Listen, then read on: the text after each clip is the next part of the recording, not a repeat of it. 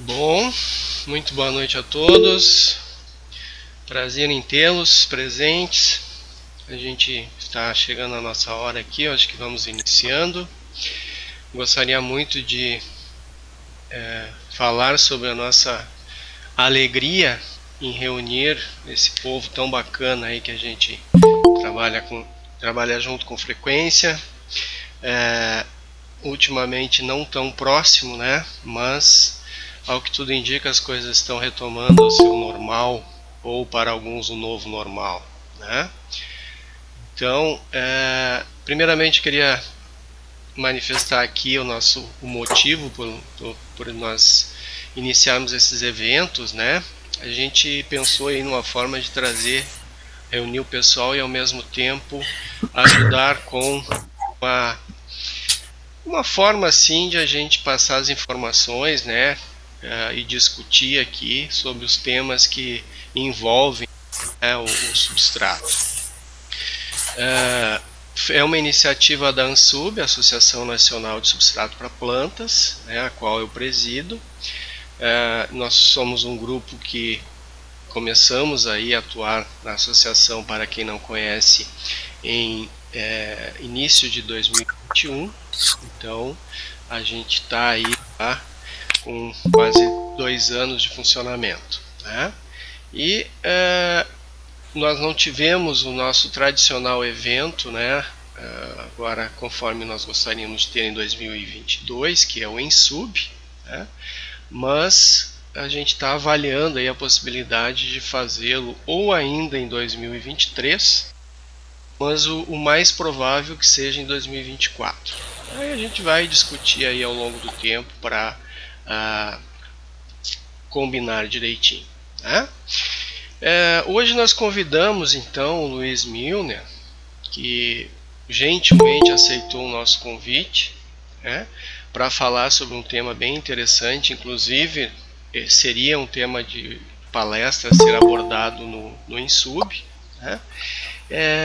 E eu o convidei para falar para nós hoje, e ele aceitou, e eu fico muito agradecido, né? Então nós vamos conversar um pouco aí sobre o que está sendo utilizado aí, e o próprio método, né, para a produção de frutas. Nós chamamos aqui de pequenas frutas, alguns chamam de frutas vermelhas, né? Mas eu vou deixar para o Luiz depois fazer esse comentário. Tá? Primeiramente eu gostaria de apresentá-lo, né? Deixa eu achar a minha cola aqui. Vamos lá.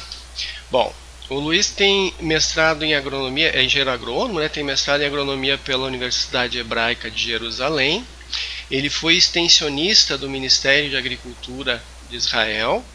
Ele foi consultor do governo do Chile em viveiros de frutíferas e hortaliças. Ele foi consultor da empresa Citrufruit no México e atualmente é consultor em irrigação localizada, tendo experiência aí na área de irrigação, fertirrigação, manejo de substratos. E além disso, desde 2007 aí ele empreende, né, como produtor de hortaliças em Piracicaba em sistema hidropônico em areia. E além disso, ele tem participado aí de projetos de inovação tecnológica, principalmente com empresas que com o apoio do CNPq. Tá? Então eu estendo aqui o boa noite a todos e ao Luiz, e já de imediato, né, gostaria de passar a palavra para o Luiz para ele fazer a sua apresentação, e depois nós faremos aí então um bate-papo a respeito do tema. Se você puder ligar a sua câmera, Luiz, que para nós não está aparecendo aqui. Tá bem? Perfeito. Então, a palavra é sua. Muito obrigado por ter aceito e fique à vontade. Boa noite a todos. É um prazer estar aqui com vocês. Eu agradeço a oportunidade, né? Eu espero que a minha conexão se mantenha estável. Eu estou na zona rural. Somos o último sítio aqui da linha de internet, né? Então espero que não haja nenhum problema. Bom, vou procurar ser o mais prático possível, né? E espero conseguir contribuir com o grupo aqui hoje. Vou falar bastante de ferramentas que nós usamos na prática, né? O que eu aprendi de agricultura basicamente foi em Israel, e lá nós usávamos muitos substratos, né, para produção. E então são ferramentas que de uso muito prático. Uma breve comparação, né, quando nós falamos de substrato e o cultivo em solo. Então, em recipientes, o volume explorado pelas raízes é menor, portanto, retém menos nutrientes e menos água. As mudanças que ocorrem ali dentro são muito rápidas, né, se comparados ao solo. O solo tem o que a gente chama um efeito tampão, um buffer maior, né, funciona como um amortecedor, né. Então, no substrato, o substrato exige um monitoramento mais intenso, né, mais intensivo, mais frequente, porque realmente, se a gente erra tanto para mais como para menos, esse efeito tampão ele é pequeno, né? Não tolera tanto erro como no solo. Por outro lado, o monitoramento é muito mais fácil do que em solo, né? Então, o risco no solo é mais baixo, mas também a chance de sucesso é mais baixa no solo. E pelo simples fato de nós podermos suspender essa planta, esse sistema, esse container, esse recipiente, e assim poder utilizar de ferramentas que nós não podemos usar no solo. Por exemplo, coletar água drenada, ou lixiviada, ou percolada, usar a balança e pesar essa planta. Então, o simples fato de poder desconectar essa planta do solo nos permite usar ferramentas que no solo não é possível. Eu vou dividir aqui em duas propriedades os substratos para facilitar a minha introdução nas ferramentas que nós usamos. Aqui está faltando a terceira propriedade, muito importante, que é a propriedade biológica, né? Então vamos lá, as propriedades físicas, elas estão ligadas diretamente ao manejo da irrigação. Então vocês sabem a curva de retenção de água de um substrato, né, por convenção. Não sei se vocês conseguem ver o cursor do meu mouse, não? Sim, conseguimos sim. Ah, ok. Então vocês sabem muito bem, de 0 a 10 centímetros de sucção é o espaço de ar, o airspace. De 10 a 50 é o easy available water, né, água facilmente disponível. E de 50 a 1 metro é a reserva de água, né? Então essa é a curva de retenção de água de um substrato, né? A gente faz isso em casa, né? Diferente de um solo que nós falamos em tensões muito maiores, né? 1/3 de atmosfera, 15 atmosferas, quer dizer, são tensões muito elevadas que exigem aquela panela de pressão, como é que chama? Tem um nome técnico, né, para isso, né, para determinar a curva de retenção de água do solo. Panela de Richter? Isso, obrigado, professor. Em substrato, não. Basta uma coluna de água de 1 metro, uma mangueira de pedreiro, a gente consegue fazer uma curva de retenção de água no solo, né? Então, são tensões muito, muito inferiores, muito mais baixas comparadas ao solo. Bom, um pouquinho de teoria, me perdoem, né? Então, os poros pequenos, né, a distribuição de tamanho de partícula de um substrato ela é fundamental. Né? Quando a gente fala, o substrato tem acima de 20 milímetros ou abaixo de 12 milímetros, mas como é que está a distribuição, né, de tamanho de partícula nessa fração, nessa peneira que foi passada, né? Então, os poros pequenos, as frações pequenas, as partículas pequenas, elas determinam a quantidade de poros pequenos, e as partículas grandes, os poros grandes. Então, a relação entre eles, o poro pequeno, por capilaridade, a maior parte dele vai conter água, né, e o poro grande, a maior parte vai conter ar. Então, a relação ar-água se dá como consequência dessa distribuição de tamanho de partícula. Isso é fundamental, porque uma das grandes vantagens de um bom substrato é essa, é a relação ar-água. Né? Em solo é muito difícil nós termos uma relação, ou a gente tem muita água, ou muito ar. Então, um substrato de qualidade, com alta porosidade, alto espaço de ar, né, aquela fração de 0 a 10 centímetros, eles nos brindam com ambas as questões. Uma alta quantidade de água disponível, sem comprometer a aeração.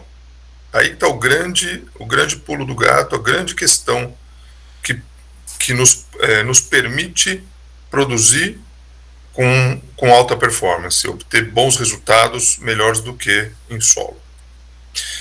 Então, se a gente pegar aqui um sistema, né, um recipiente com substrato e fatiar, nós vamos ter que a fatia compreendida pelo sólido, pelo substrato, é constante, não estou considerando aqui compactação, tá?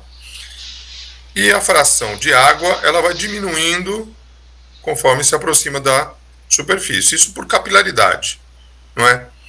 Então, para um dado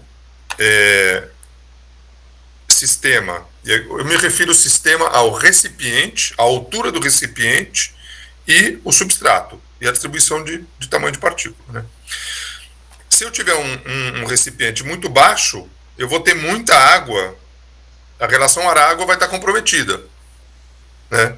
E se eu tiver um recipiente muito alto, a parte de cima vai estar sempre seca, né?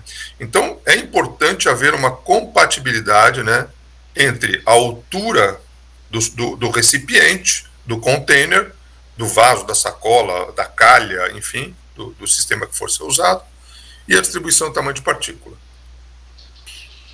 Aqui o exemplo de um citrus pot, cima está sempre seca, e vai estar sempre seca.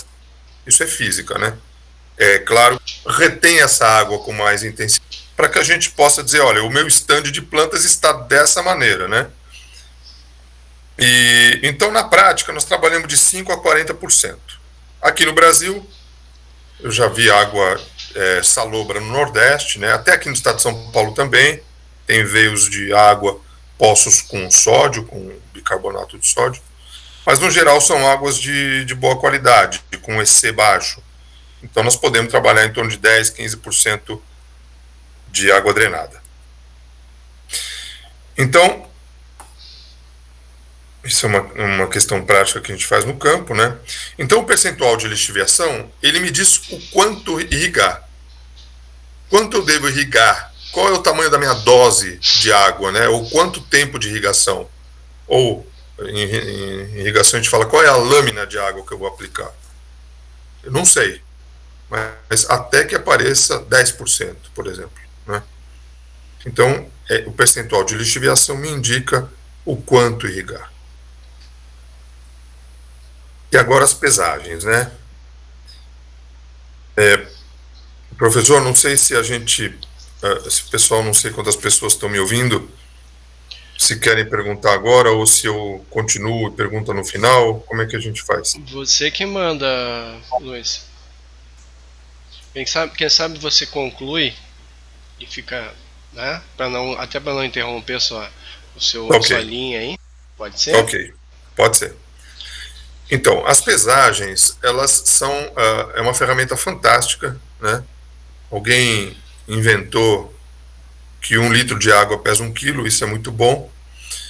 Então a gente consegue monitorar em tempo real a situação hídrica da planta. A gente usa muito em Israel balança para isso. É importante frisar que, por exemplo, uma amora, uma framboesa que são conduzidas, que são amarradas, né, em arame, elas não têm todo o peso delas em cima do vaso, né? Diferente do mirtilo, o mirtilo 100% do peso dele está nele, não está distribuído em arames ou no sistema de condução qualquer um que seja. Então, é importante frisar isso, né? Por outro lado, a gente não quer saber o peso do vaso, a gente quer saber a variação do peso em função da água, né? Vou mostrar para vocês que a variação, a amplitude de água que nós trabalhamos nos distintos sistemas podem ser maior ou menor podem ter uma representatividade maior ou menor no peso total. Vou mostrar daqui a pouco. Vamos lá. Aqui é um exemplo de uma balança automática, Julian Day, né, os dias julianos, né, 190 deve ser o que? Julho, né, por aí. E o peso do vaso aqui em quilos, né. Então, durante o dia tem uma queda, consumo, noite não tem consumo, né, dia consumo, noite não tem consumo, dia consumo e assim por diante. Aqui foi feita uma irrigação pela manhã, né, começou o dia, uma irrigação. Dia, noite, dia. Aqui uma pequena pulverização pela manhã. O que nós podemos ver nesse gráfico? Primeiro, que no primeiro dia, essa planta consumiu o quê? Mais de 1 quilo de água, correto? De 850 a 950, perdão, mais de 100 gramas, correto? No segundo dia, sumiu meu cursor aqui, tá aqui. No segundo dia, essa planta consumiu menos que 100 gramas. No terceiro dia, menos ainda. No quarto dia, menos ainda.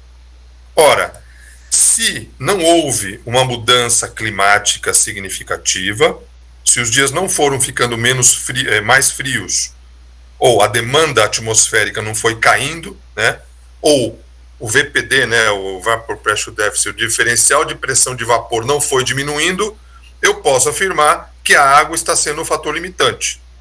A água, se eu pegar uma semana aqui, né, que não há mudanças climáticas significativas, eu posso afirmar que no segundo dia já precisaria molhar, já precisaria irrigar. Né? Por quê? Porque a água está sendo um fator limitante. A planta não trabalhou como ela trabalhou no dia anterior, correto? Bom, balanças tem vários modelos, né?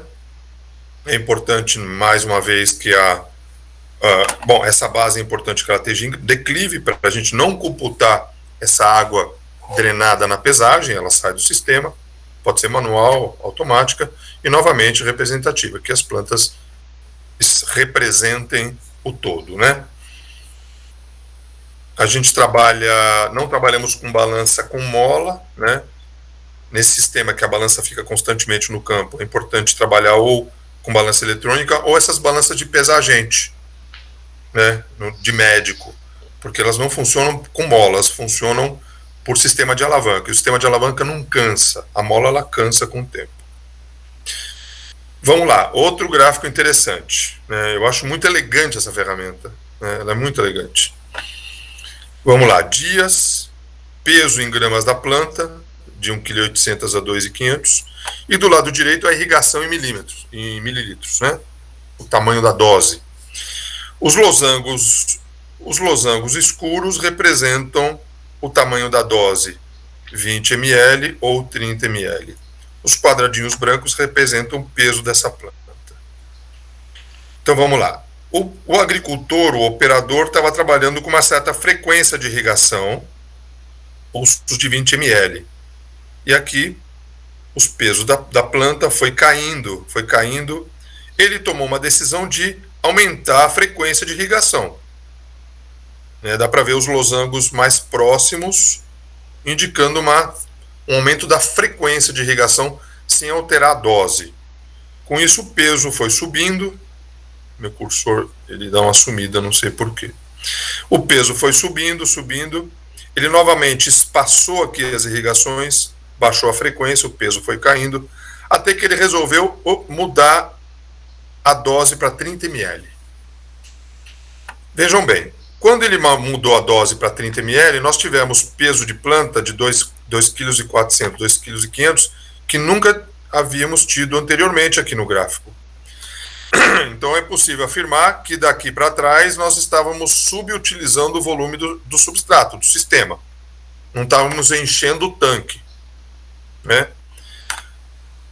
Segunda questão, quando nós aumentamos a frequência aqui, a variação, a amplitude de peso, ela foi muito pequena. Os pontos estão muito próximos comparados com aqui. Muito pouco saudável para a planta.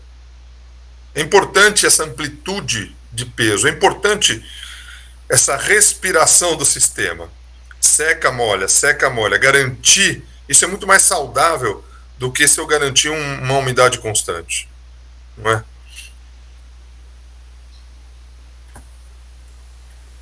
Mais um exemplo aqui. Nesse caso, uma empresa que estava praticando um manejo de irrigação que não era saudável, com alta frequência. Nós tiramos a irrigação aqui. Aqui dá para ver que não tem nenhum aumento de peso, o peso só vai caindo, ou seja, não houve irrigação em 180 horas, né? Quantos dias dá? Bom,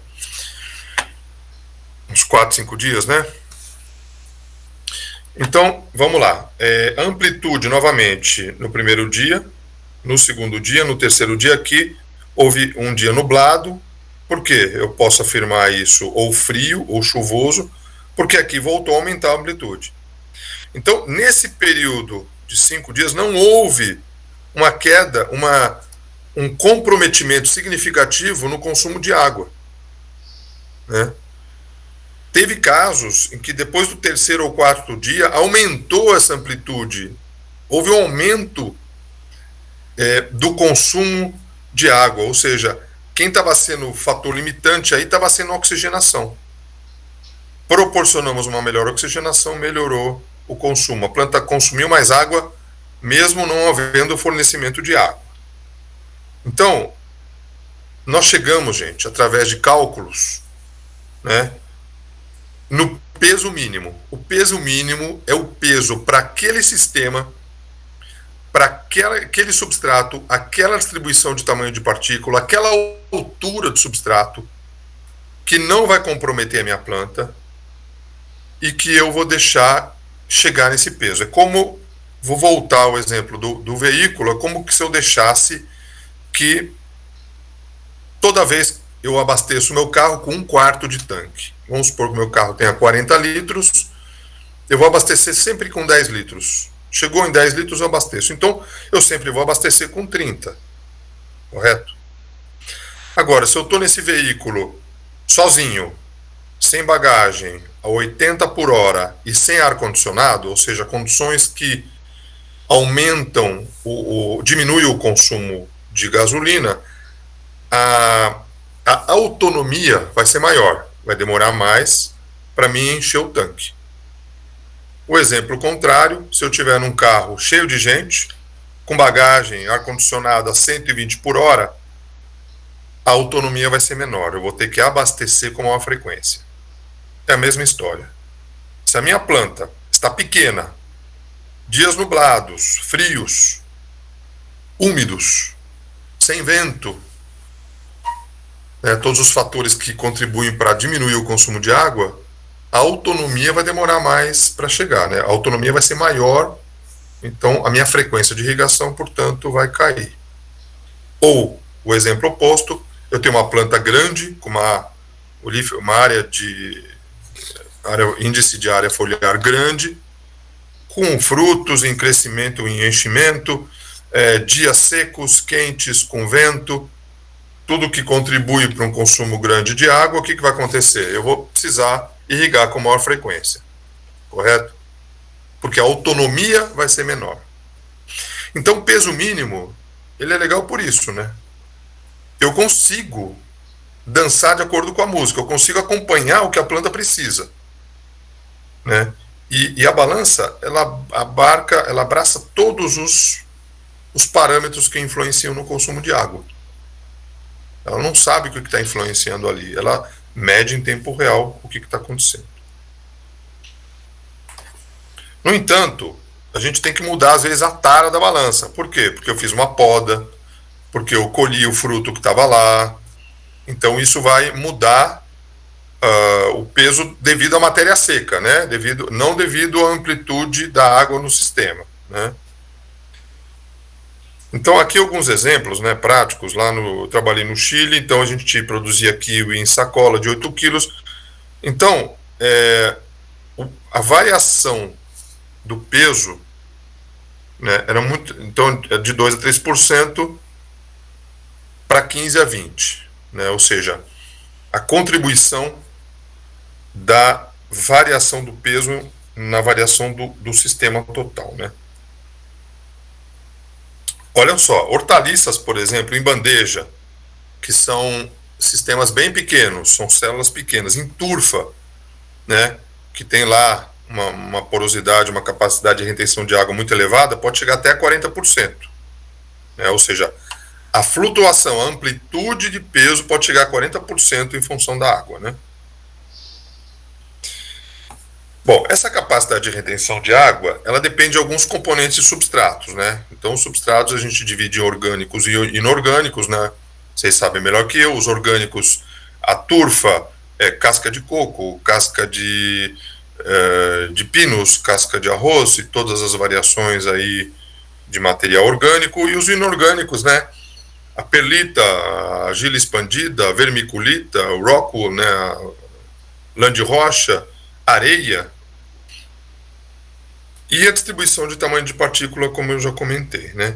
Existem outros fatores, como a maneira de enchimento ou empacotamento, né, com o qual a gente enche esse recipiente, a gente soca, né, bate ali e acaba compactando um pouco ou não.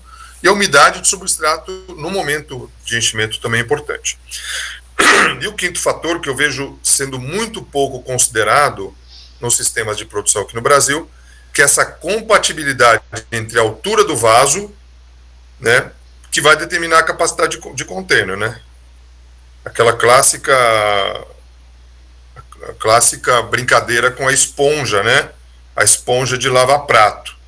Ela tem 3 dimensões, né? Que nem um paralelepípedo. Ela tem a altura, a largura e o comprimento, que são dimensões diferentes.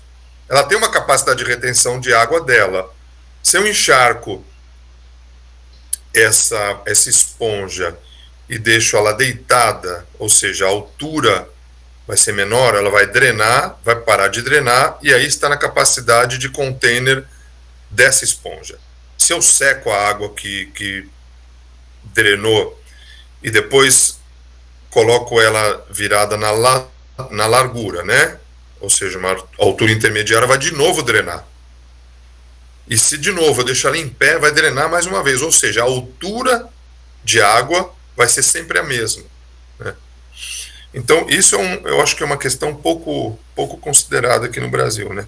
Nos sistemas de produção, em recipientes, em substratos. Bom, é tudo bonito, mas na prática temos problemas, né? Aqui um problema causado por substratos orgânicos. Substratos orgânicos, na sua maior parte, se eles se secam a partir de um certo ponto, eles se tornam hidrofóbicos, não aceitando a água, né? Então aqui, novamente, o sistema de pesagens, né, com algumas falhas aí sem peso registrado. Aqui uma irrigação. Essa irrigação proporcionou água drenada. Se ela proporcionou água drenada, Luiz, você não falou que a água drenada encheu o tanque? Então por que não voltou ao peso que estava inicialmente? Né? Porque o substrato estava extremamente seco, né? Se tornando hidrofóbico, a água encontrou um caminho preferencial, você já deve ter visto muito isso na prática, houve a drenagem, mas não houve uma boa remolhabilidade, né? Rewetting, remolhar, né? Fazer voltar ao peso de tanque cheio. Essa irrigação ela não foi eficiente. O rewetting não foi atendido, né? A remolhabilidade não foi feita. Então, para alguns casos, que soluções nós temos? Um espalhante adesivo, uma solução que eu não gosto, uma camada mais fina na parte superior, né, que também pode lixiviar com o tempo. A camada mais fina me refiro de substrato. Também não gosto, né, disso. Eu acho que o substrato ele tem que ser homogêneo em todo o seu volume. Areia nós a usamos que ela serve para quebrar a tensão superficial de água. Mas o último, que é o que a gente faz na prática, é irrigação por pulsos, né? Então eu vou irrigando por pulsos e aí eu vou conseguindo promover um movimento horizontal de água e devolvendo essa umidade. Então, a balança, ela nos indica o quando irrigar, né? A frequência da irrigação. E a água drenada, a quantidade de água a ser irrigada, né? Eu vou agora passar para as propriedades químicas, falar um pouco de fertirrigação, condutibilidade elétrica, né? Vocês já sabem, já trabalham, que é uma propriedade de uma solução de permitir a passagem de uma corrente elétrica. Quanto mais sais tem nessa solução, mais corrente elétrica, a corrente elétrica ela se movimenta, ela passa com maior facilidade. Então é uma maneira indireta de medir sais ou concentração de fertilizantes. Ela tem as suas limitações, né? Eu posso ter um EC, uma condutibilidade elétrica boa, tendo só potássio, por exemplo, né? É uma fotografia panorâmica de todos os sais, né? Nós sabemos que eu tenho que ter potássio, cálcio, magnésio, né? Dentre os cátions, né? E então o EC ele tem essa limitação, não substitui uma análise laboratorial, né? Mas aqui, olha só, a fertirrigação ela me permite manter uma faixa de condutibilidade elétrica pouco variável, né? Se eu faço uma fertilização em algum momento e não aplico mais fertilizante, isso vai caindo, né? Ou vai sendo lixiviado, ou vai sendo absorvido. Então o dente de serrote é grande, né? Se a gente trabalha aí com pomar de laranja, que eu trabalhei muitos anos, né? 3 aplicações de fertilizante, né? Mecânica, através de trator, por ano. Então, são dentes de serrote grandes, né? Uma pancada de fertilizante, 30% ou 40%, que vai sendo consumido depois de uns meses, outra pancada, né? Ao passo que, na fertirrigação, esses dentes de serrote, né, eles são muito menos, a amplitude é muito menor, porque o fornecimento é feito em várias vezes, né?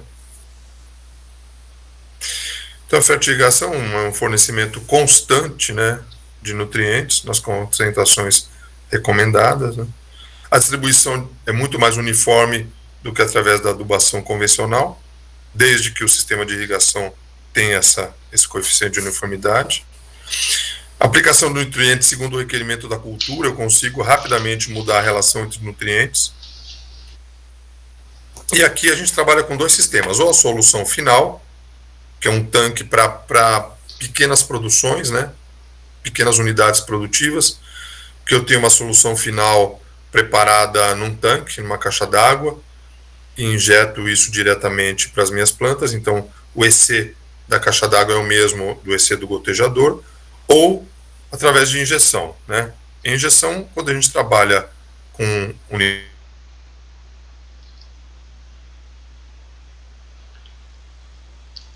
Luiz, nós tivemos um corte. por dia. Oi, Luiz. Oi. Tivemos um pequeno corte, mas eu acho que normalizou. Você falava da injeção. Desculpe. Tranquilo. Então, quando o sistema de produção é grande, a gente precisa trabalhar com soluções concentradas, senão a gente fica escravo aí de preparos, né? Muitas vezes tem que preparar várias vezes por dia. Então, nós trabalhamos com soluções concentradas, concentramos os fertilizantes o máximo que a gente pode na caixa d'água, respeitando a solubilidade desses fertilizantes, respeitando a temperatura, né, a qualidade da água. A gente sempre trabalha com uma margem de segurança, uma gordurinha, nunca chega no máximo da solubilidade dos... E aí a gente acaba injetando com bombas injetoras. Numa taxa,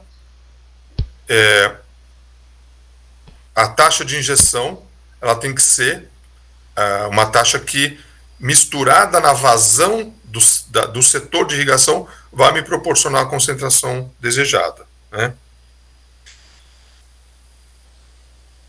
Trabalhamos no mínimo com 2 tanques, por causa de incompatibilidade de fertilizantes, né? Cálcio de um lado, fósforo do outro, cálcio de um lado, sulfatos do outro.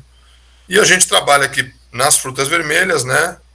Todos os nutrientes via água, nada via foliar, né? Se a gente está trabalhando de uma maneira balanceada e fornecendo tudo na medida certa, não há necessidade de salvar. Eu acho que muitas vezes a fertilização foliar, ela vem para suprir uma deficiência, ela é mais vem para consertar, né? Algo que está ruim. Então, quando a gente faz o monitoramento correto, nada aparece de forma visual. Aqui, só a título de curiosidade, hoje já tem isso no Brasil, são os mixers, né, que injetam em concentrações mais precisas.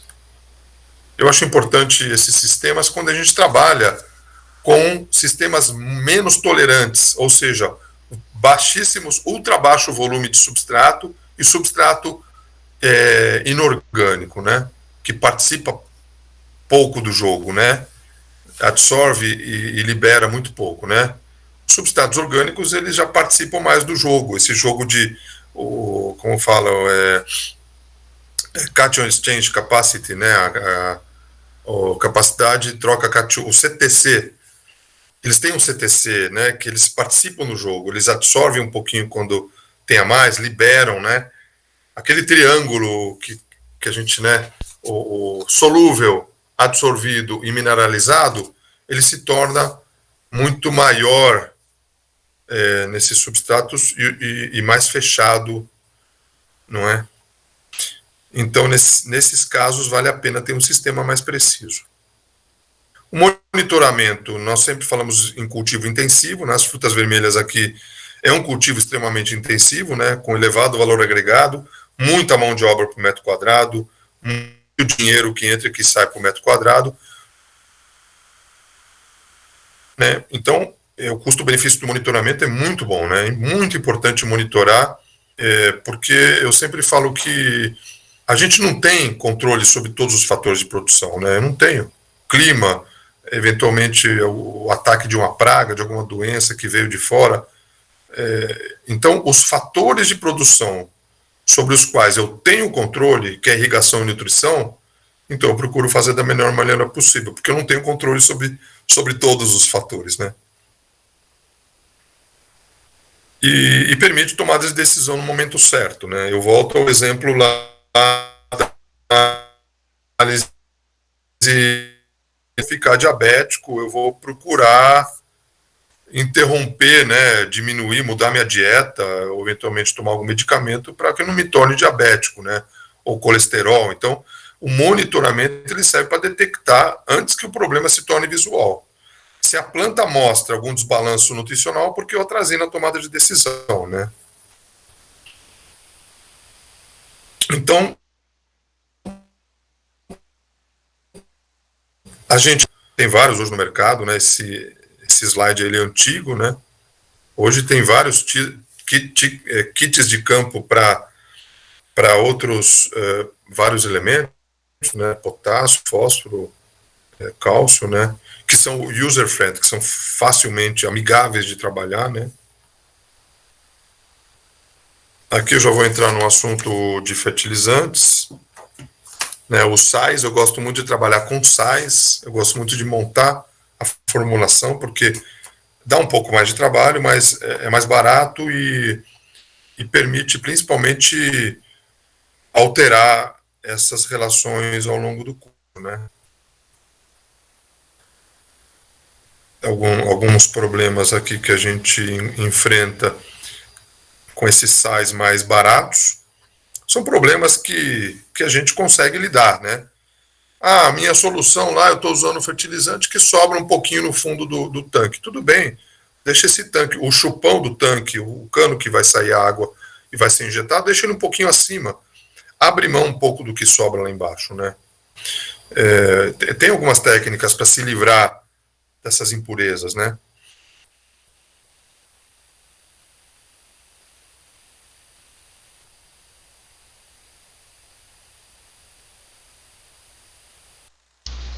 Senhor Luiz, trancamos de novo.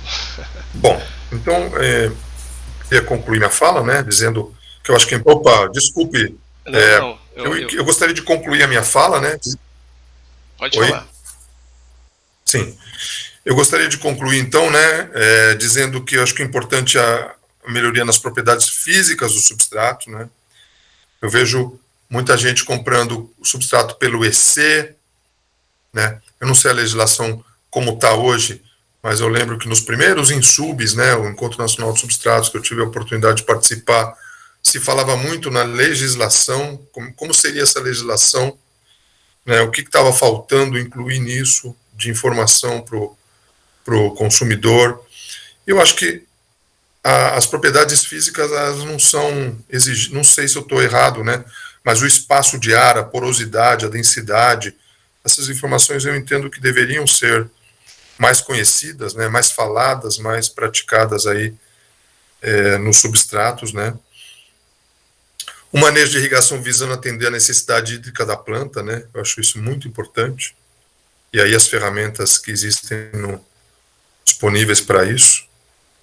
Fertilização proporcional e os monitoramentos, ou na tomada de decisão. Israel tem também, eu acho que na Europa também o solo de vulcânico, né, que também eles moem isso e em função da granulometria também você tem um substrato que ele não se altera durante anos, né. Então eu acho que a única questão aí é o transporte, né. Se eu for trabalhar com flores de corte, né, hortaliças, né, um sistema que eu não vou ter que transportar isso depois, tudo bem, né, não dá para trabalhar com flores em vaso, né. Ok, obrigado, professor. Doutor Pedro, por favor. Bom, boa noite a todos. Gostaria de cumprimentar você, Claudimar, pela organização desse evento, né? E meu amigo Luiz Milner, faz tempo que a gente não bate um papo, né, Milner? Faz tempo, Pedro. E eu estou vendo aqui o Ângelo também está aí participando, né? E a Maria Helena, que fazia tempo que a gente não se via, né? Pois é, Milner, eu fico meio preocupado com o uso de casca de arroz crua por causa de problemas que podem ocorrer com a fermentação de resíduos da própria beneficiamento do arroz. Eu fiz uma vez um experimento com morango, usando casca de arroz crua, fermentou, aumentou um pouco a temperatura. A partir depois de um certo tempo, aquilo estabilizou. Então permite, por exemplo, você pegar a casca de arroz, deixar ela fazer uma pré-compostagem, eu acho que ajuda bastante, sabe? O problema com a casca de arroz é que está cada vez mais escassa, e só em alguma região, né? No Rio Grande do Sul, por exemplo, eles têm casca de arroz. É por isso que o morango vai muito bem, porque o morango gosta de um ambiente com boa aeração. Aqui em São Paulo a gente já nem acha mais moinho de casca de arroz. Quando nós começamos a fazer experimento com morango e usando casca de arroz, porque o pessoal lá do Sul já estava usando, e o pessoal de alguns países da América Latina também usavam, o problema é que aqui em São Paulo eles davam isso. A partir de que começou a ter muito interesse, começaram a cobrar. Aí ficava caro para transportar em caminhões, tudo a granel, né? Agora, uma coisa que me intriga é você falou que você gosta de sistema de areia. Eu acho interessante. Quando a gente encontra uma areia com boas características físicas, né? Porque ela tem que ter uma porcentagem de material mais fino e de material um pouco mais grosso para facilitar, para ter um pouco de aeração. Qual seria mais ou menos a porcentagem dessas características de granulometria, Milner, que você tem achado melhor? Olha, Pedro, novamente, depende do que você for usar.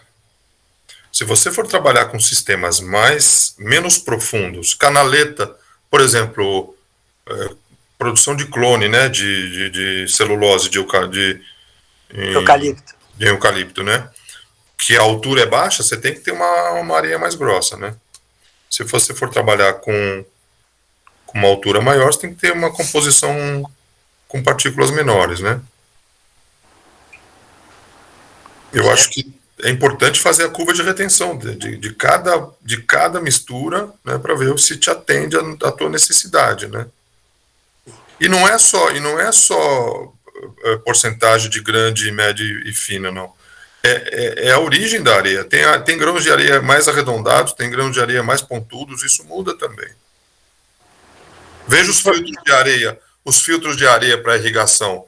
Não é qualquer areia que você pode usar, né? justamente em função dessa geometria desses grãos aí, né? Porque filtro de areia é muito interessante para você tirar material orgânico, né? Por isso que se usa bem o filtro de areia. Agora, uma coisa, Milner, eu não sei se eu estou sendo muito... fazendo muita pergunta aqui, viu, Claudimar? Você me corta aí. Vai lá, tranquilo, doutor Pedro, pode ir. É uma coisa interessante mesmo. Você chegou a comparar, por exemplo, turfa, fibra de coco, com areia, casca de pinos? Porque hoje a gente tem tantas opções no mercado, né? E o produtor, ele quer pegar o material que já foi realmente testado, comparado. Porque tem que ver o custo a longo prazo. É uma coisa interessante esse cultivo. E eu acho que é muito novo entre nós aqui. Tem muito pouca informação ainda. Pedro, eu acho que não existe um substrato melhor que o outro. Eu acho que depende do que você busca, né? Cada um vai te conferir uma relação ar-água, uma capacidade de retenção, de aeração diferente, né? Acho que depende muito da planta, da altura, né? Eu acho... Eu sou, particularmente, eu não gosto muito das misturas, né? Eu acho bacana, eu prefiro um componente só, né? Eu concordo. Ok, a doutora Obrigado. Marilena. De nada, Obrigado. doutor. Eu que lhe agradeço, doutor Pedro. Tá ficando bom isso aqui. Claro, se tu porque na verdade interessa é o resultado final, né? Não interessa o que está dentro. A verdade é essa, né? O que vai determinar é o custo, a facilidade de encontrar, né? A gente ter a disposição, pagar barato, né? Mas o professor tocou nessa questão de novo da casca, então eu resolvi voltar. Eu trabalhei um tempo pesquisando, né? Fazendo os experimentos com a casca. E para evitar essa questão, porque assim, ó, dependendo da planta, essa questão da decomposição, né, pode não ter efeito nenhum, mas para outras pode ter. Então, na época, eu deixava eu fiz caixas d'água, né, a gente usava o que tem, deixava por um tempo e ia trocando a água e fui controlando a condutividade dessa água, e fui controlando. Então, mais ou menos 2 semanas, eu tinha casca sílica pura, né? Não tinha mais nenhum componente ali, né, orgânico para fermentar. E a partir daí é que a gente usava, né? Mas é que também vai depender da planta que a gente está cultivando ser sensível a isso ou não, né? Se as raízes suportam, né, esse processo, né, da casca de arroz, eu acho que é bem tranquilo. Mas provavelmente não vai. Usando ela pura não vai servir, talvez, para todas as plantas, né? No mirtilo plantou-se muito, né, na casca de arroz. Muito. Eu diria que a maior parte do mirtilo plantada hoje no Brasil em sistema semi-hidropônico está estabelecida em casca de arroz crua. A grande maioria.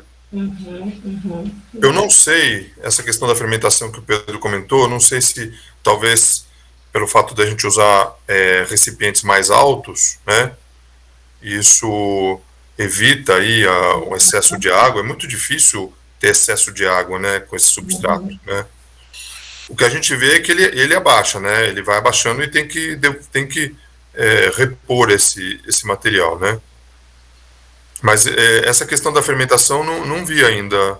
Não interfere, é que com certeza para o mirtilo não prejudica em nada, né? As raízes, mas realmente a gente observou isso.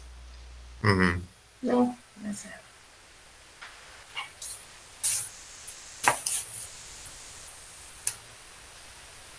Tá sem áudio, Claudimar, eu acho. Desculpem.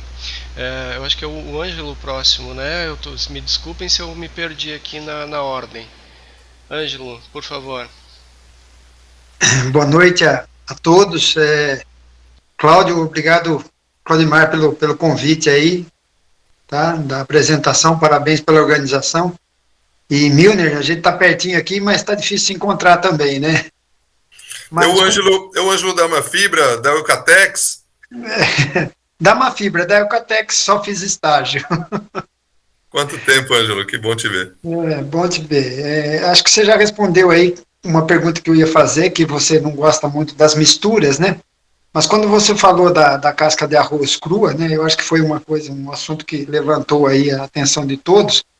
Eu ia te perguntar, né? Se você tem usado em algum cultivo ela misturada, alguma coisa, com fibra de coco ou com turfa, e se tem relato de alguma coisa com relação a problema com nematóides, ou mesmo com a germinação de arroz, né? Nós temos alguns clientes que às vezes misturam a casca de arroz crua para ter um pouco mais de drenagem, um pouco mais de aeração no material e, dependendo de como isso é beneficiado, acaba nascendo um monte de arroz no meio das bandejas, né? Então, a pergunta é mais com relação a isso e se você teria algum tratamento, alguma esterilização que você faz antes de usá-la, algum procedimento nesse sentido. Eu, particularmente, não gosto muito da casca de arroz carbonizada, né? Embora é muito usado ainda e muita gente pede para que a gente faça essa mistura.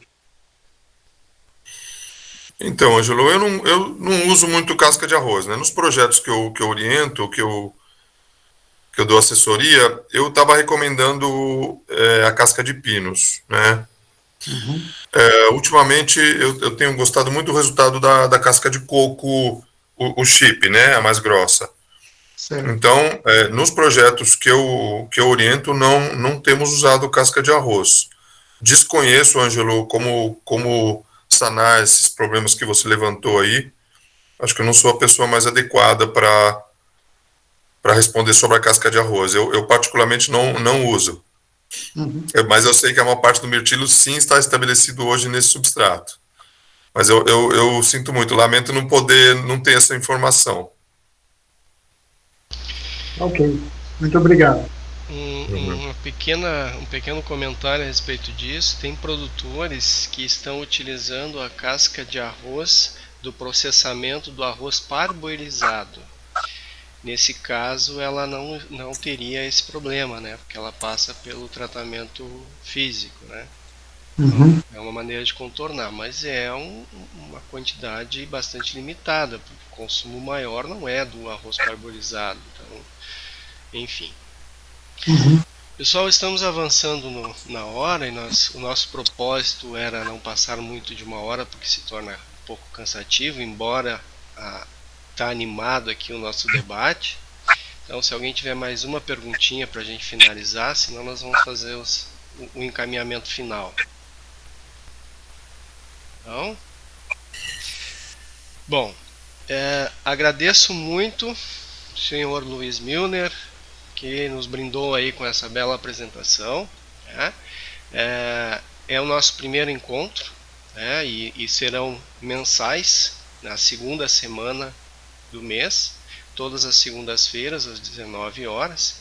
Para o próximo, então, dia 10 de abril, a gente ainda não tem a definição, né, do nosso convidado, mas no dia 8 de maio já fica o convite aqui, o José Augusto Taveira, né, vai falar para nós sobre materiais aí, matéria-prima para fabricação de substrato, que hoje tem sido uma preocupação grande, aí a gente sabe, ele vai conversar com a gente sobre isso, tá?